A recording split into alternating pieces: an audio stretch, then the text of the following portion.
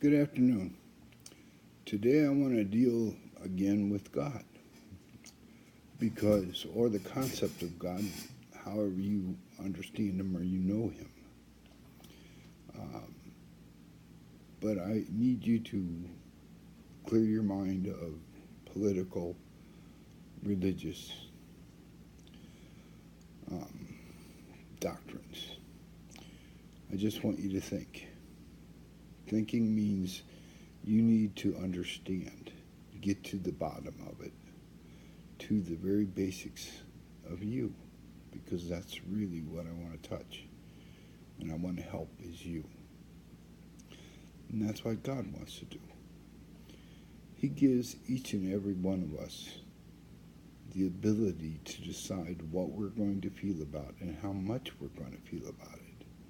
We have control over the things that we feel about from the standpoint of cognitive or emotional thought.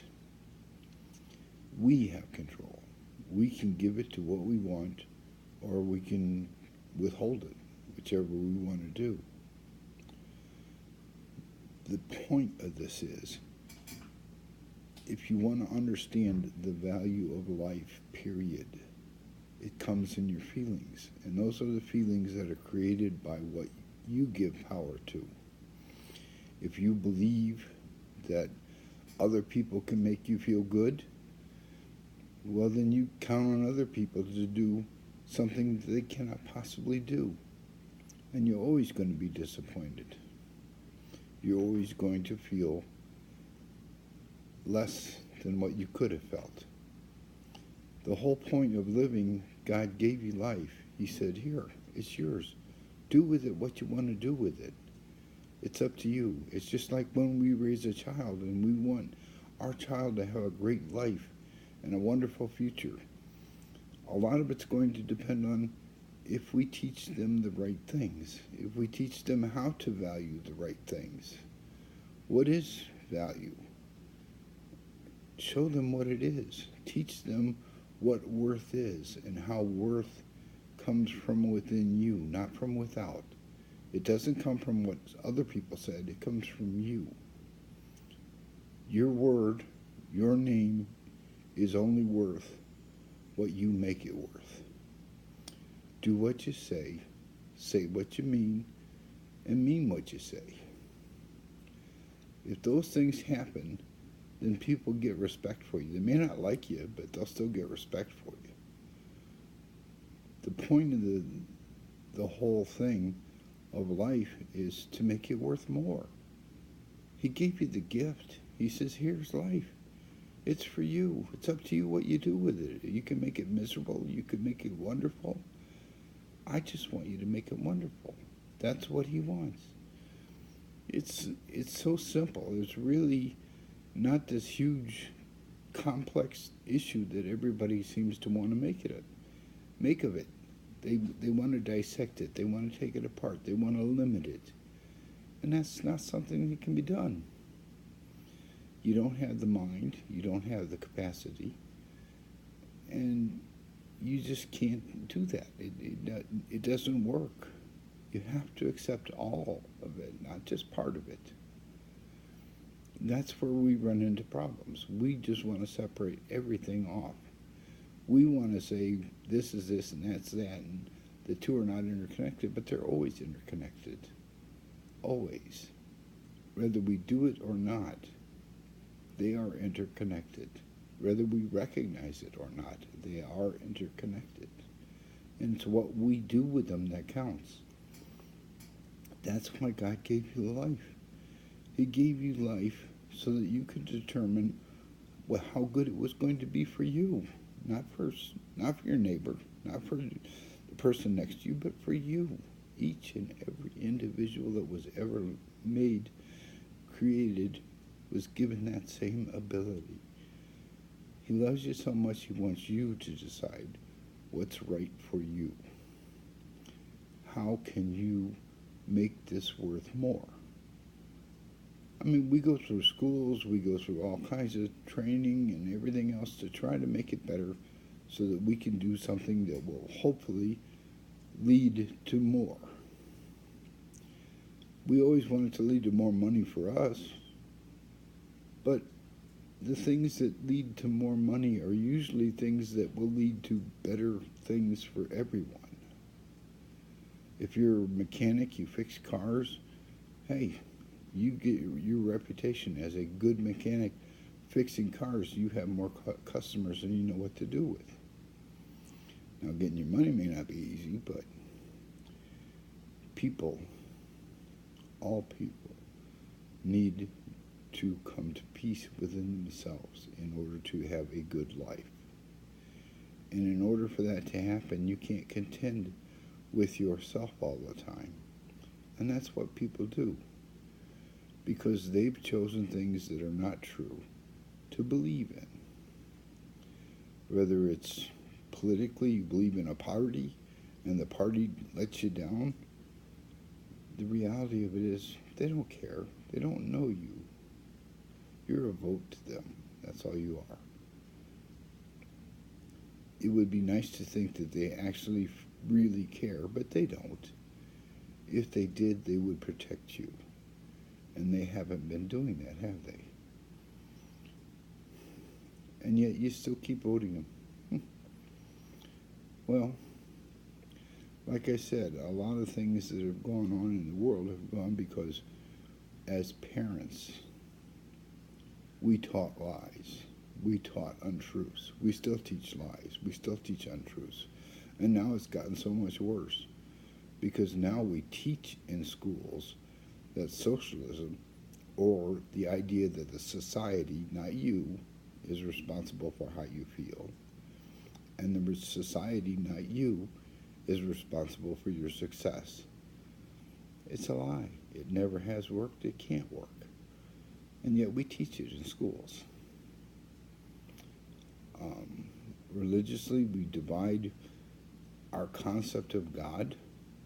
We define it different ways. And the reality of it is, when God talked to Moses, he told Moses, you can't name me. You can't define me. And still, we have spent our whole life trying to separate it and define it and put it into a form that we can understand. But we can't.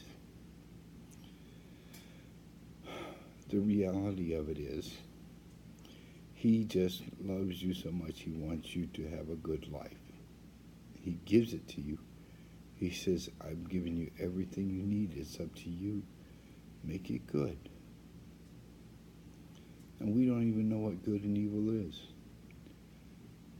I spent, in 2 sentences, I talked about something that people have talked about from the beginning of time. What is the difference between good and evil?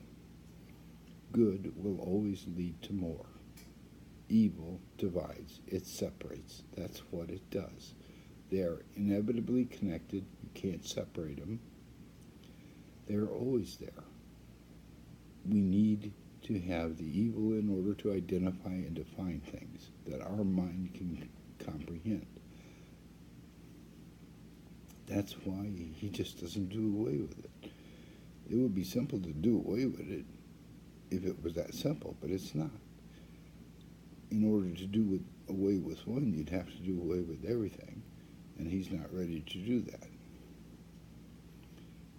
I look at you and I think, how much have you depended on other people or the governments, your own government, other people to dictate to you how your life is going to be? How much?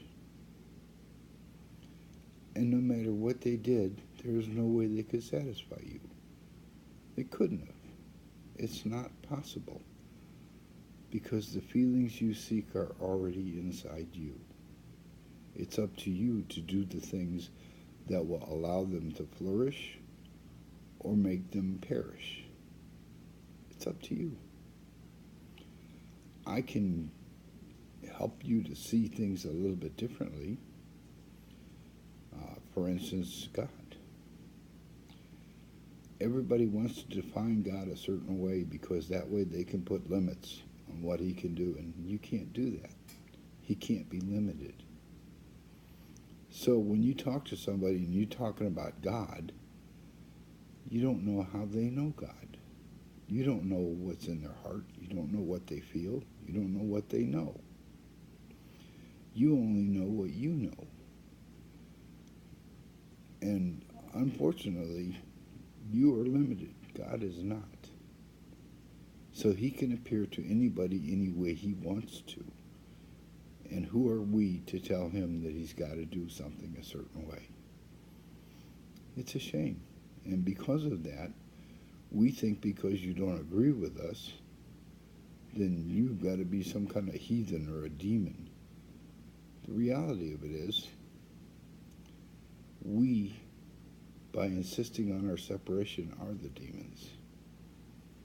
Because we divide our people. We divide God's people.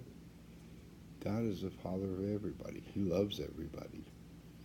Maybe other people haven't been taught the same way you have to think of God.